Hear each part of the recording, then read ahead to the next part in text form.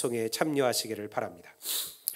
우리가 매년 4월이 되면 고난주간과 부활주를 맞이하게 되죠. 올해 부활주일은 4월 17일 우리 셋째 주가 되겠습니다. 전통적 교회들은 사순절을 지키기도 합니다. 성도들 가운데는 사실은 사순절이 무엇인지를 잘 모르는 분들이 많으리라 생각을 해요. 사순절은 부활주일을 기점으로 역순해서 주일을 뺀 그 40일의 기간을 말합니다. 그 40일 동안 교회는 주님의 부활과 고난을 기념하고 묵상하면서 경건히 보내고자 하는 절기를 만든 거죠. 우리가 이것을 우리 교회 역에서 사순절이라고 불러요. 왜 40이냐? 성경에 40이라는 수는 여러 군데서 등장합니다. 예수님께서 40일 동안 광야에서 금식하며 기도하셨고요. 또 모세가 40일 동안 시내산에서 하나님의 언약을 율법을 받았고요.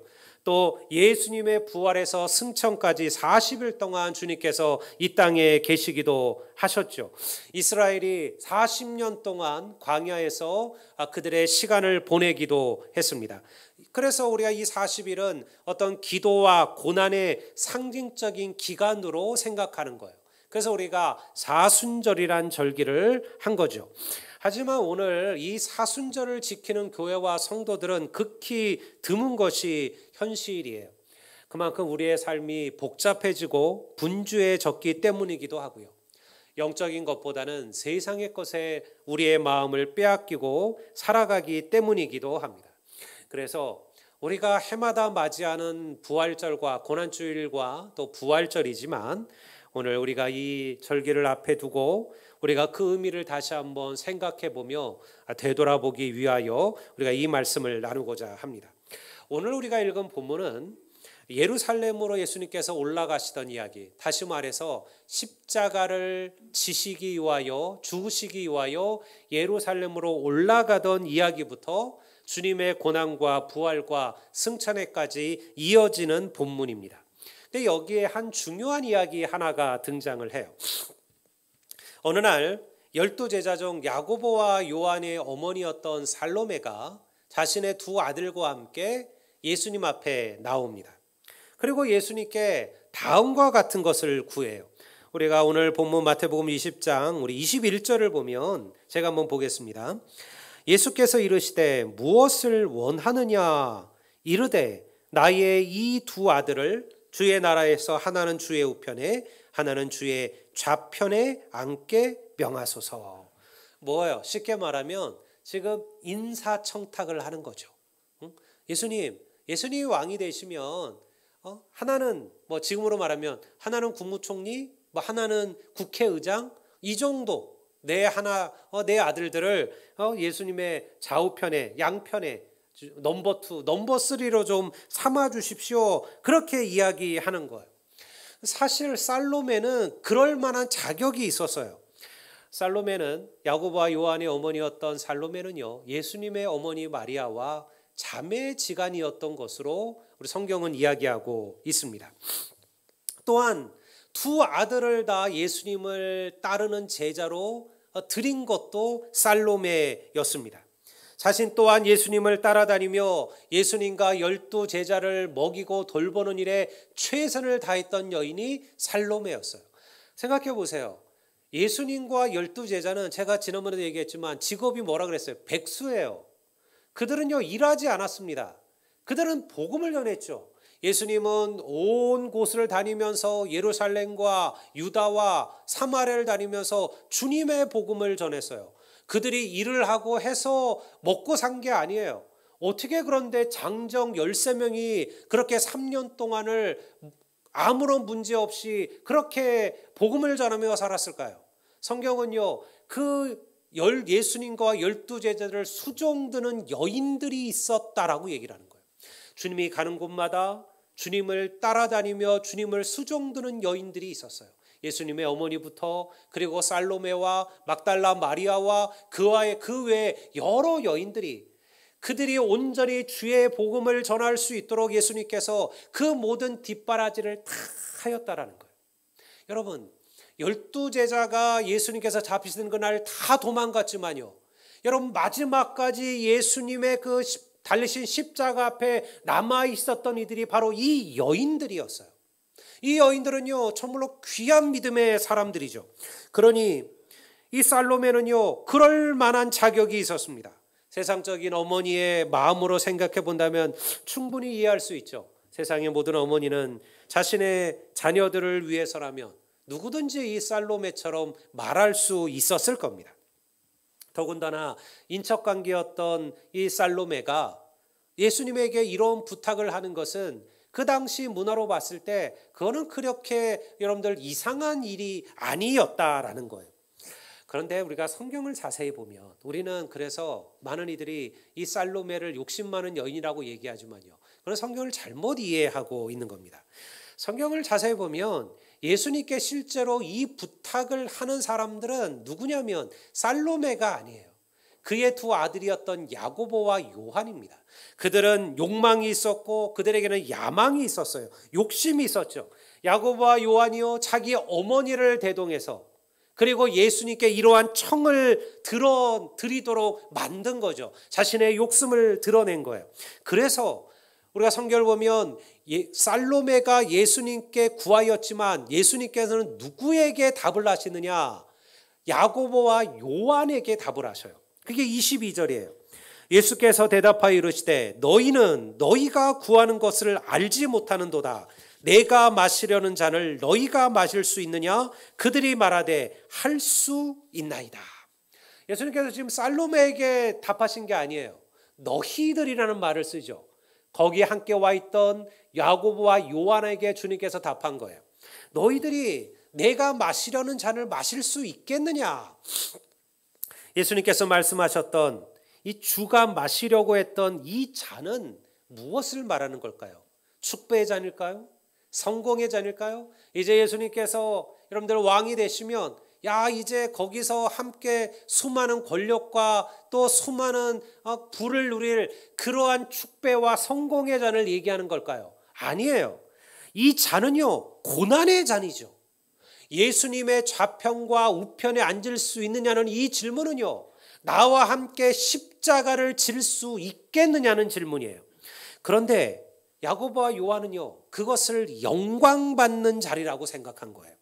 그래서 예수님께서 그들에게 너희들이 구하는 것을 알지 못한다라고 말씀하신 거죠. 그들은 영광의 잔, 영광의 자리, 영광의 좌편과 우편을 얘기했지만 예수님 그들이 말하는 예수님의 좌편과 우편은 고난받는 자리고 십자가를 져야 되는 자리고 피 흘려야 되는 자리고 고난을 받는 자리라는 거예요. 그런데 그들이 그것도 알지 못하면서 예수님께 우리를 당신의 좌편과 우편에 앉아달라 그렇게 말하는 거죠. 그런데요 성경을 보면 이것을 몰랐던 이들은 야고보와 요한뿐만 아니에요. 예수님의 다른 제자들 역시 예수님의 고난과 십자가에 대해서 알지 못했어요. 그들이 기대했던 것은 그저 예수님께서 유대의 왕이 되시면 그들에게 주어질 찬란한 미래와 영광뿐이었어요. 이것이 당시 예수님 당시 보통 모든 유대인들이 생각하던 메시아였습니다. 메시아, 즉 그리스도가 오시면 로마의 압제에서 벗어나 누구의 지배도 받지 않는 강력한 나라를 세울 것이라고 믿었어요. 다윗과 같은 위대한 왕이 와서 그리고 그들을 찬란한 영광으로 인도할 것이라 그렇게 여겼죠. 그런데 예수님은 이미 성경에서 여러 번 예수님께서 십자가를 지시고 온 인류를 구원하시기 위한 대속의 제물로 죽으실 것에 대해서 말씀하셨어요. 그런데요 제자들이 그 말에 귀를 기울이지 않은 거죠. 그저 그들은 듣고 싶은 이야기만 들은 거예요. 저는 예수님의 때만 그러하다 생각하지 않습니다. 오늘 많은 그리스도인들이 주님과 함께 고난과 십자가의 길을 가려고 하지 않아요. 그저 주님 안에서 축복과 평안과 즐거움을 누리기를 원해요. 주님은 섬기라 하시고 주님은 희생하라 하시고 주님은 낮추라 하시고 주님은 용서하라고 하시지만요 우리는 대접받기 원하고 우리는 으뜸이 되기를 원하고 우리는 높아지기를 원해요. 그러나 이것을 기억하시기 바랍니다. 십자가의 고난이 있었기 때문에 주님의 부활도 있었음을 믿으시는 성도들이 되시기를 주의 이름으로 축원합니다. 오늘 많은 교회들이 바로 이 영광의 복음, 영광의 십자가만을 가르치고 있어요. 교회 오면 복 받고, 교회 오면 병 낫고, 교회 오면 승진하고, 교회 오면 부자가 될 것이라고 이야기해요. 물론 저는 이것을 위해서 기도해요. 저는 새벽마다 우리 성도들이, 연약한 성도들 고침받기를, 그들의 육신에서 회복되어지기를, 또 가난한 이들이, 물질로 어려움을 겪는 성도들이 하나님께서 정말로 하늘의 창고를 여셔서 그들에게 축복을 부어주시기를 저는 매일 그렇게 기도하죠.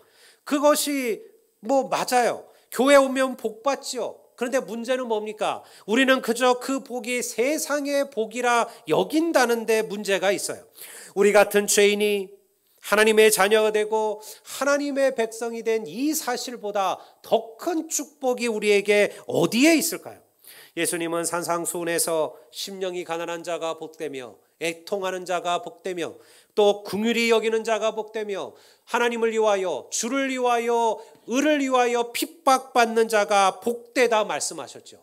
진짜 복은 뭐예요? 하나님의 나라에 들어가는 것이 진짜 복이고, 그리고 하나님의 위로와 긍휼을 받는 것이며 하나님의 자녀라 일컬음을 받는 거예요. 이거보다 더 큰 복은 없어요. 고난 가운데서도 하나님이 주시는 벅찬 감격으로 다시 일어서는 것, 여러분, 이것이 우리에게 주시는 하나님의 진정한 축복임을 믿습니다. 제가 아는 한 형제는 고등학교 때 처음 하나님을 알게 되었습니다. 명문대학을 갈 만한 좋은 성적이었지만요, 하나님의 종이 되기로 결심을 하고 신학교에 들어갔어요. 당연히 아들에 대한 기대가 컸던 그 부모님들도, 아버지는 노발대발했죠. 그리고 거의 쫓겨나듯이 그렇게 집에서 나와서 그리고 혼자 신학교에서 생활을 하게 됐습니다. 학비 낼 돈도 없어서 공부를 하면서, 그리고 또 막노동을 하고 그러면서 공부를 시작을 했어요. 헌신적으로 주님을 섬겼습니다.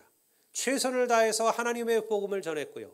그리고 단 하루도 헛되이 살지 않았어요. 하나님께서 자기를 늦게 택해 주셨지만, 그러나 그렇기 때문에 자기가 지나왔던 시간들을 정말로 귀하게 여겼습니다. 그러다 남들보다 늦게 군종병으로 군대에 들어가게 되었습니다. 대대 군종병으로 들어갔는데요, 마침 그 지휘관이 기독교에 대해서 호의적이지 않은 분이었어요. 그래서 이 형제를 대단히 어렵게 했습니다.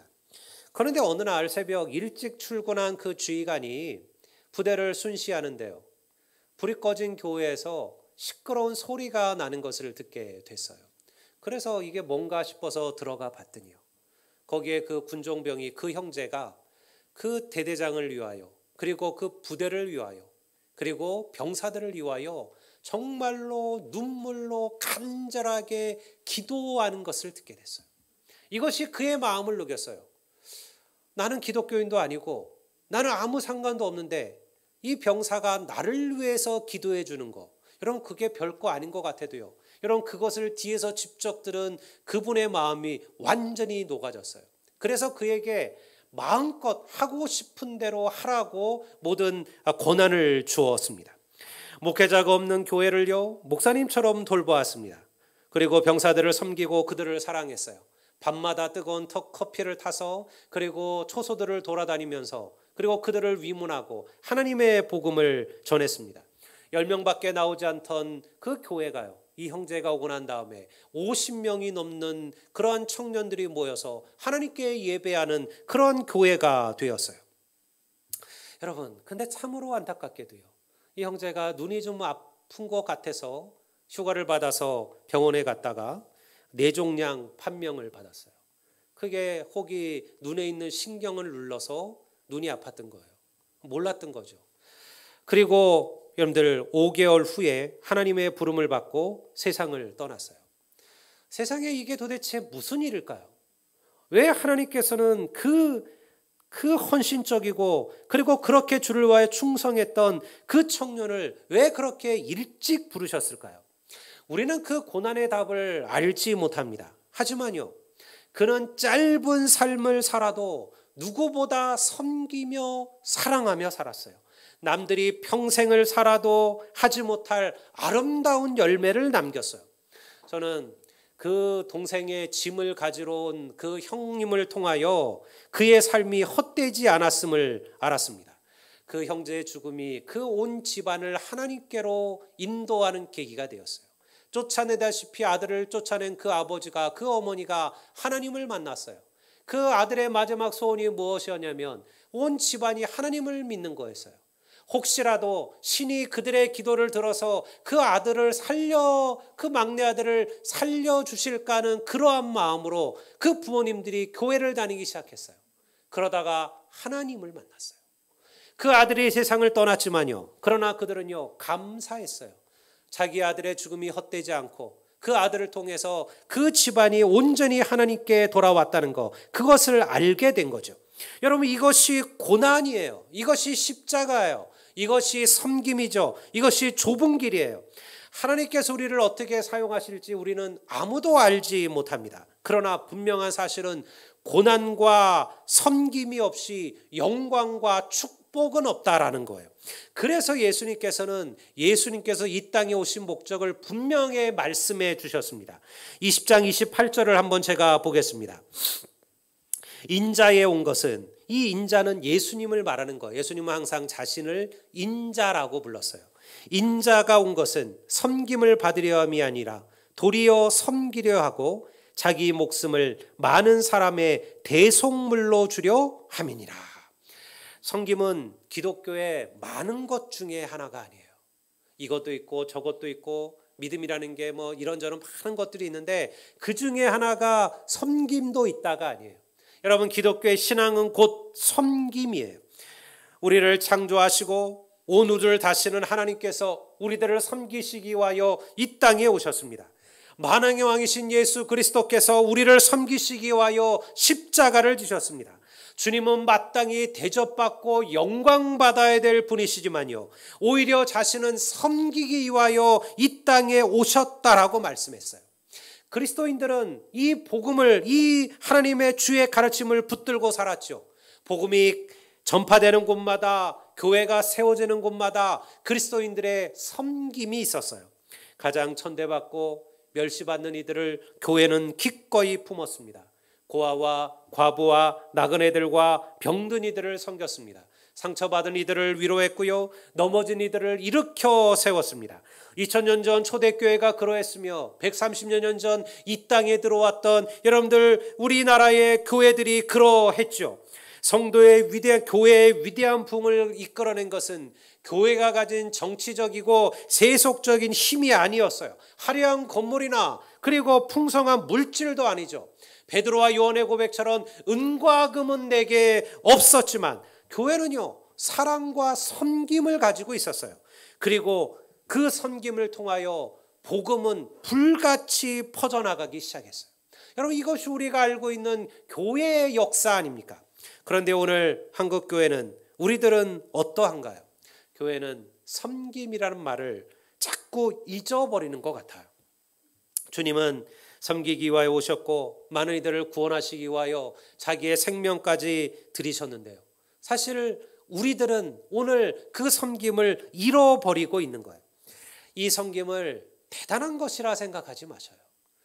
우리 모두가 다 순교자가 되어서 주님을 위하여 죽을 필요는 없어요. 그러기도 어려워요. 우리 모두가 다 선교사가 되어서 아마존으로, 아프리카로 그렇게 갈 수도 없죠. 하지만 우리는요, 우리의 삶을 하나님이 기뻐하시는 그러한 섬김의 삶으로 만들어 갈 수는 있어요. 가난하고 병든 이들을 위한 작은 도움의 손길을 모아달라는 그런 방송을 보신 적들이 있을 겁니다. 지금도 우리 방송을 보면 아프리카의 유니세프라든가 또 여러 단체에서 죽어가는, 굶어 죽어가는 아프리카의 많은 아이들을 위해서, 혹은 난민들을 위해서, 여러분 지금 전 세계에서 전쟁이 벌어지고 있는 곳이 26국가예요. 우리는 생각에 지금 같은 시대에 무슨 전쟁이 있을까? 여러분, 우리 눈으로 보잖아요. 러시아와 우크라이나가 지금 전쟁 중에 있고요. 그 외에도 수많은 나라에서 나라와 나라끼리의 전쟁보다 대부분은 내전이에요. 지금 공식적으로 내전에 처해져 있는 나라만 26개국이에요. 이 내전은요 훨씬 더 고통스럽습니다. 이 상처는 치유받기가 더 힘들어요. 왜? 같은 민족끼리 서로를 죽고 죽이는 것이니까요. 여러분 지금 도처에 전쟁의 이야기들이 있죠. 여러분 수백만 명의 난민들이 가장 고통스럽게 살아가고 있어요. 아프리카에 굶주린 아이들을 위하여, 난민들을 위하여 기부의 손길들을 구하는 것을 여러 번 보셨을 겁니다. 여러분 어렵지 않죠? 우리가 그저 전화 한 통화로 우리가 그들에게 우리의 작은 섬김을 보여줄 수 있는 거예요. 우리는 그것을 섬김이라고 생각하지 않아요. 그러나 섬김은 대단한 게 아니에요. 아주 작은 것부터 시작하는 거예요. 한 달에 3만 원으로 한 아이의 생명을 건질 수도 있죠. 제가 아는 한 성도는 자기 집에서 나오는 종이박스들을 정성껏 모아서 끈으로 잘 묶어서 그리고 집 바깥으로 내다 놓아요. 그냥 던져놔도 돼요. 그러면 누군가가 와서 대부분 어르신 노인들 가운데 이런 폐지를 줍는 분들이 그것을 가져가요. 근데 어느 날 이분이 보니까요, 그 덜 부러져 있는 그 폐지들을 그 허리가 굽은 노인이 할머니가 와서 하나하나 줍는 것을 보았어요. 그러면서 그가 생각했어요. 내가 저분에게 매달 몇십만 원씩 돈을 드릴 수는 없지만 그러나 저분이 편하게 저 휴지를 가져갈 수 있도록, 그래서 그때부터 그가 휴지를 내놓을 때는 반드시 모아서 그리고 끈으로 묶어서 그리고 한꺼번에 들 수 있도록 그렇게 그 휴지를 내놓기 시작했다는 거예요. 너무 더운 날에는 그곳에 따뜻한 차가운 여러분들 음료 한 잔을 같이 건네주기도 하고요. 여러분 아무도 알아주지 않고 대단하다 여기지 않죠. 그러나 그것이 섬김이에요. 이러한 섬김들을 통하여 세상은 아름다워지고 향기로워져 가는 거예요. 여러분 교회는요 이런 섬김을 통해서 세워져 가는 거예요. 여러분 교회가 돈으로 문제를 해결할 수 있다 여기지 마세요. 여러분 그럴 수 있죠. 여러분 교회 청소? 여러분 우리가 사람 사서 할 수도 있죠. 그렇게 생각하는 분들도 있어요. 뭐 어렵느냐? 그냥 교회 얼마 되지도 않는데 그냥 교회 예산으로 사람 사서 교회 청소하면 되지 않겠느냐? 할 수 있죠. 왜 못할까요? 근데 여러분 그거는 교회가 하는 일이 아니에요. 교회는 돈으로 해결하는 게 아닙니다. 하나님의 일은 돈으로 끝나는 게 아니에요. 여러분 그것보다 더 중요한 것은요 섬김이 있어야 된다라는 거예요. 어떤 분이 교회를 들어가면서 저한테 그러는 거예요. 목사님 주차장에 쓰레기가 많다고. 저는 그래서 그분이 좀 주워 왔는 줄 알았어요. 그냥 들어가시는 거예요. 봤어요. 쓰레기가 떨어져 있는 것을. 근데 줍지는 않아요. 여러분 뭐가 섬김일까요? 이런 게 섬김이에요. 여러분 우리가 할 수 있는 작은 것부터 시작하는 거예요. 교회가 지저분한가요? 여러분들 보시기에 어디가 지저분하고 화장실이가 냄새가 난다고 생각하시나요? 이거 왜 냄새 납니까? 라고 얘기하지 마셔요. 여러분 여러분들이 그것을 씻으시는 것이 섬김이에요. 여러분 누군가 하겠죠. 내가 하지 않아도 누군가 그것을 할 겁니다. 지금 그렇게 하는 성도들이 있어요. 하지만요 저는 모쪼록 바라기는 우리 모든 성도들이 그러한 작은 섬김을 삶에서 실천하는 성도들이 되시기를 주의 이름으로 축원합니다. 예수 믿는 것을 너무 거창하고 대단하게 여기지 마세요. 여러분 세상 사람들이 우리를 볼 때요, 여러분 우리가 우리의 전 재산을 내놓고 그리고 우리의 생명을 바쳐서 우리의 간도 나누어주고 신장도 나누어주고 이런 그리스도인만을 섬김이라고 생각하지 마세요. 저는 그런 성도들도 봤어요. 제가 아시는 한 존경하는 목사님은 성도도 아니죠. 그냥 전혀 모르는 분을 위하여 자기의 신장을 기증하셨어요. 그분이 신장을 기증하고 그리고 그 가족들이 신장을 기증하고 싶었는데 안 맞는 거예요. 그래서 이분이 신장을 기증하고 그 가족이 또 다른 분에게 다른 신장이 필요한 에게 그 가족 가운데 누군가가 신장을 기증하고요. 이런 신장 기증의 운동을 벌인 목사님도 있어요. 대단하죠. 과연 나에게 당신의 신장 좀 내놓으라 그러면 우리가 선뜻 내가 신장 내놓죠 말할 수 있을까요? 근데 여러분 그런 것만이 섬김이 아니에요. 여러분 교회를 돌아보십시오. 지역 주위를 돌아보십시오. 이웃을 돌아보십시오. 그곳에 우리의 작은 섬김을 필요로 하는 이들이 항상 있다라는 거예요. 여러분, 이런 섬김들이 쌓이고 쌓여서 그리고 그리스도인의 향기가 되는 거예요. 우리가 바라는 것은 이런 것이죠. 오늘날 수많은 이들이 지나치게 냉정하고 무정해요. 돕고 섬길 수 있는 충분한 여유와 힘이 있으면서도 나누려고 하지를 않습니다. 여러분, 정말 어려운 이들을 돕는 이들은요, 어려운 이들이에요. 우리가 가끔 나라에서 큰일이 생기면 그들을 돕는 기부가 일어날 때가 있어요. 보면요, 여러분, 대단한 이들이 돈을 내놓는 게 아니에요. 아주 평범하고 그리고 오히려 어려운 이들, 그 어려움을 알고 있는 이들이 자기의 것들을 내놓죠. 그렇게 해서 누군가를 도와요. 저는 이제 차를 운전하다 보면 스타벅스를 지나갈 때가 있어요. 항상 그 드라이브 스루에 꽉 세워져 있는 많은 자동차들을 보곤 해요. 저도 커피를 엄청 좋아합니다. 저도 몇 잔씩 마시니까요. 우리는 기꺼이 한 잔의 커피를 위하여 누군가의 하루의 식사값을 지불하곤 해요. 그것이 틀렸다라는 것은 아니에요. 하지만 그저 그 한 잔의 커피값이 누군가를 위한 섬김으로 쓰여질 수도 있다라는 거예요. 여러분, 우리는 나를 위한 거, 나를 치장하고 나를 돋보이고 내 즐거움, 내 취미를 위하여는 돈을 아까워하지 않잖아요. 그러나 정말 필요한 이들에게 여러분들 단돈 1,000원, 단돈 10,000원을 내놓는 것을 아까워하는 삶을 살아가기도 해요. 여러분, 섬김은 바로 여기서부터 시작되는 것입니다. 교회의 일은 섬김으로 이루어지는 거예요. 예수님께서 그 섬김을 우리에게 보여주셨습니다. 세상에 자신의 생명을 드리는 것보다 더 큰 섬김이 어디에 있을까요? 왜 부활절이 우리에게 감격이고 왜 부활절이 우리에게 은혜일까요? 왜 고난주간이 되면 우리는 통회하고 눈물을 흘릴까요? 여러분, 나 같은 죄인을 위하여 자기의 생명을 바치신 예수 그리스도와 그분의 십자가를 기억하는 거예요. 우리가 이것을 모른다면 과연 우리가 그리스도인이라고 말할 수 있을까요? 여러분, 우리에게는 눈물이 있기를 주의 이름으로 축원합니다. 성도에게는요, 애통함이 있어야 돼요. 나 같은 죄인을 위해서 죽으신 십자가를 생각할 때마다 우리 안에 찔림이 있어야 되고 우리 안에 눈물이 있어야 돼요. 그래야 복음이 우리 안에 든든히 세워지는 거예요. 교회만 다니면 뭐 할까요? 여러분, 우리가 하나님의 말씀을 들을 때마다 주의 십자가를 생각할 때마다 예수의 이름을 고백할 때마다 우리의 마음에 눈물이 없다면, 우리 안에 감격이 없다면, 우리 안에 슬픔이 없다면 여러분, 우리는 복음을 모르고 있는 것이죠. 주님께서 우리에게 이 은혜를 우리에게 가르쳐 주셨습니다. 왕이시되 어린 나귀를 타셨으며 선생이시되 친히 제자들의 발을 씻김으로 섬김의 본을 보여주셨습니다. 나를 향한 주님의 고난과 십자가가 우리의 심령 속에 든든히 세워지게 될 때 우리는 비로소 진정한 그리스도인이 될 줄을 믿습니다. 이러한 섬김을 깨닫는 자가 또 다른 자를 섬기는 자가 되는 거예요. 그러니 사랑하는 성도 여러분, 저는 우리 선한열매교회 안에 이러한 섬김이 일어나게 되기를 바라요. 먼저 된 이들이 나중된 이들을 돌보아 주십시오.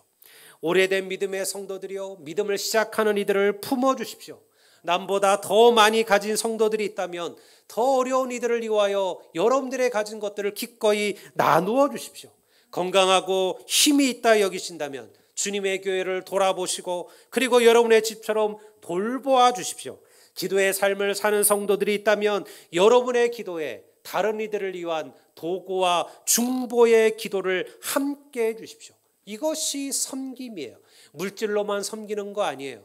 여러분, 섬기고 싶어도 물질로 섬기고 싶어도 물질이 없는 이들이 있죠. 여러분, 하나님께서는 그러면 우리에게 또 다른 섬김을 언제든지 말씀하셔요. 우리의 시간으로, 우리의 목소리로, 여러분, 우리가 가진 수많은 것으로 우리의 시간과 달란트로 얼마든지 하나님을 섬기고 세상을 섬길 수가 있어요. 여러분, 저는 좀 그래서 우리 성도들 안에 이런 마음들이 좀 일어났으면 좋겠어요. 좀 교회를 보시면서 교회가 어디가 조금 그렇네, 지저분하네. 내가 이번 주에 언제 와서 한번 교회를 청소를 좀 해야 되겠다. 여러분, 안 하셔도 뭐 교역자들이 할 테고 또 여러분들 하시는 몇몇 분들이 하실 거예요. 하지만 그분들에게 그냥 맡겨놓지 마세요. 여러분들이 함께 하십시오. 함께 매일 하지 못하셔도 됩니다. 매주 하지 않으셔도 됩니다. 그러나 한 번은 하나님께서 내게 이런 마음을 주셔서 내가 주를 위하여 11조를 내놓을 수 있죠. 큰 감성금도 드릴 수 있죠. 여러분 그것도 귀하죠. 그거와 더불어서 내가 내 땀을 흘리고 내 시간을 내어서 주님의 전을 돌아보고 주님을 섬기고 그리고 주의 성도들을 섬긴다면 그것이야말로 진정한 섬김이 아니겠습니까? 그래서요, 섬김은 말과 혀로 하는 게 아니에요. 여러분, 행함과 진실함으로 섬기시는 섬김이 우리 안에 일어나게 되기를 주의 이름으로 축원합니다. 오늘 우리가 이제 곧 부활절을 맞이하게 되실 겁니다. 여러분들 이 날을 기억하시고 우리가 사순절의 시간들을 보냅니다. 여러분들 매 순간 매 시간들 말씀을 붙드시고 기도의 시간들을 가지십시오. 그게 사순절을 보내는 성도들이에요. 일도 해야 되고 분주한 일들은 많죠. 잠깐의 시간을 내셔요. 그리고 하나님을 기억하십시오. 하나님을 묵상하십시오. 내게 베푸신 주님의 은혜를 생각하십시오. 그러면서 이 사순절을 맞이하시면 여러분 고난주간이 우리에게 다가오게 될 겁니다. 부활이 어떤 의미인지를 우리가 더 깊이 경험하게 될 겁니다. 그리고 감격과 감사로 우리가 그날을 맞이하시게 될 겁니다. 이런 은혜가 우리 가운데 넘치게 되시기를 우리 주의 이름으로 축원합니다. 우리 다 같이 자리에